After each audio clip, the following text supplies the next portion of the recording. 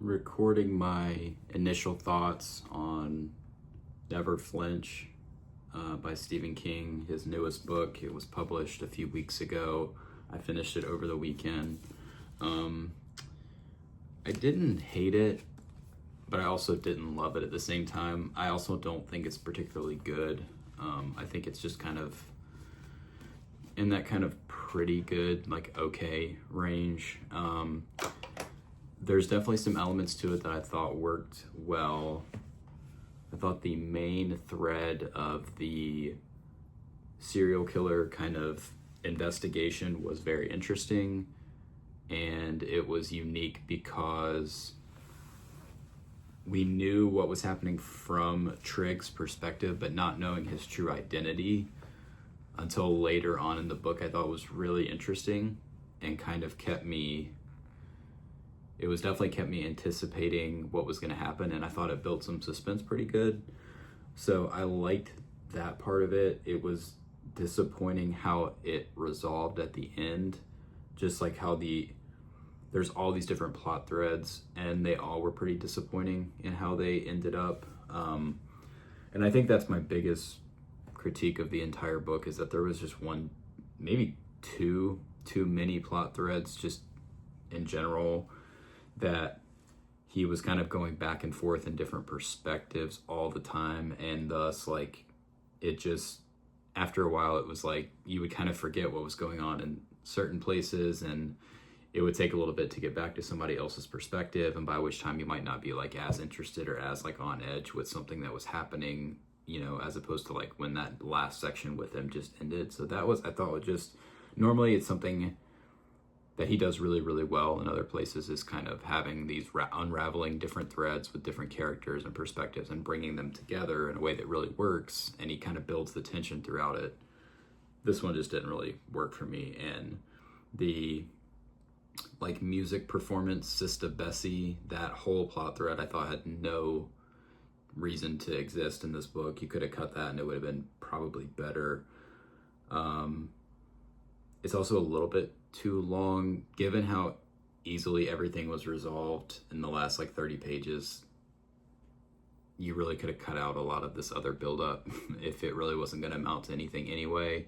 In general, the Holly character, I'm still not a big fan of her character to begin with, and I don't really get his fascination with her, but I actually thought that the stuff with Holly in this book I liked better than in previous installments, like If It Bleeds or Holly from 2023.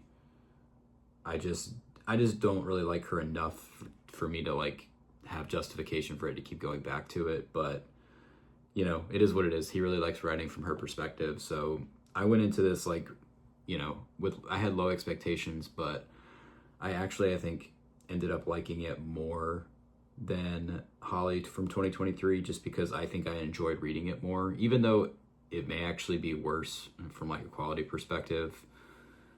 All the incessant COVID references in the Holly novel just drove me crazy, and it was just not very fun to read after a while.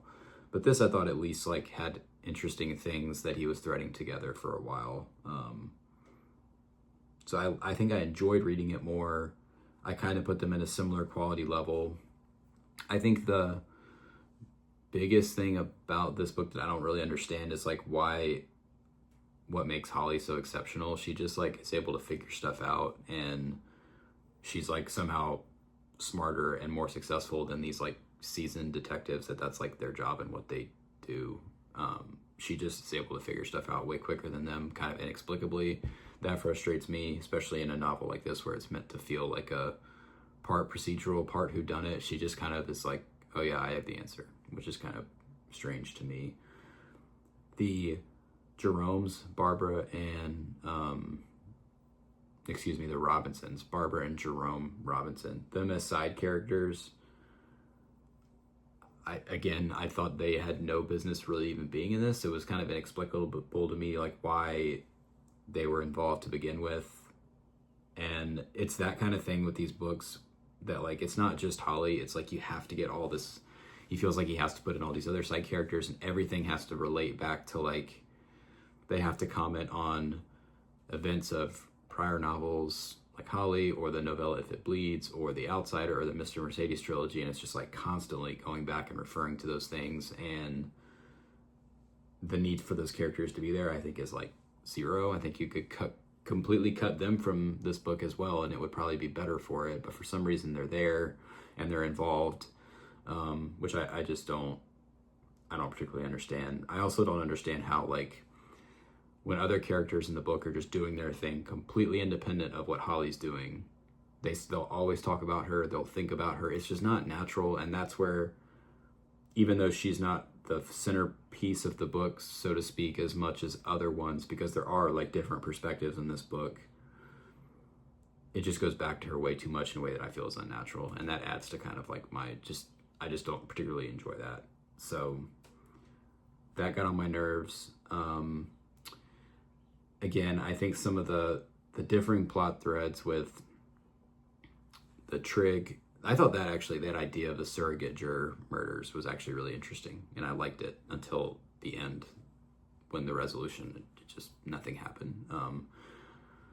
And then the Kate as a speaker, like a women's rights activist, I liked that, and I liked the stalker thread, and again, we had his perspective as well, from Chris's perspective.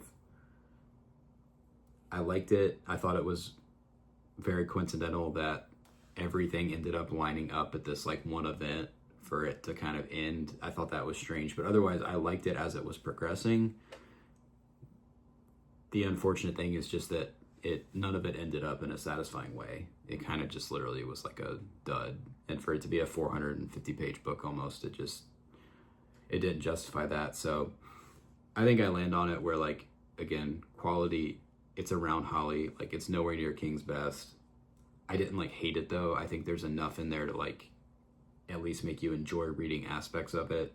It's just ultimately disappointing how there was a little bit too much going on, and none of it really was satisfying in the way that it ended. So that's where I land on it. I think on my list it's gonna be somewhere right around Holly. I'll probably put it like right above Holly, just because I think quality wise similar, but I would say I enjoyed reading this more just because it didn't have so many references to COVID, and there was definitely some political stuff in here, but I thought it wasn't as heavy-handed as the last one. The 2023 novel just felt so like he was just so stuck in that moment of that COVID stuff, the political stuff that was associated, that it's just like, I don't ever see myself revisiting that, just because I don't want to, it just shouldn't feel so like caught up in the moment, I guess is what I'm trying to say. So I think I'll put it right with it, but I can't say I'll ever particularly revisit this book again. I hope this is the last book featuring Holly, but I don't think it's going to be. So we'll see where it goes from here. But I always enjoy whenever he writes a new book, and there's, different things to certainly get out of it. And he's an amazing writer. So there's always going to be certain things that you can enjoy. So I think it's between it's probably like a 2.5. I mean, I think it could go like to a 2, but it's somewhere in there. But we'll see. He obviously last year published You Like It Darker, which I thought was an amazing, amazing collection. So I think he's still obviously capable of writing amazing stuff. I'm just hopeful that we'll get more things akin to that than this, but we'll see where it goes from there. But those are just my initial kind of rapid reactions to it.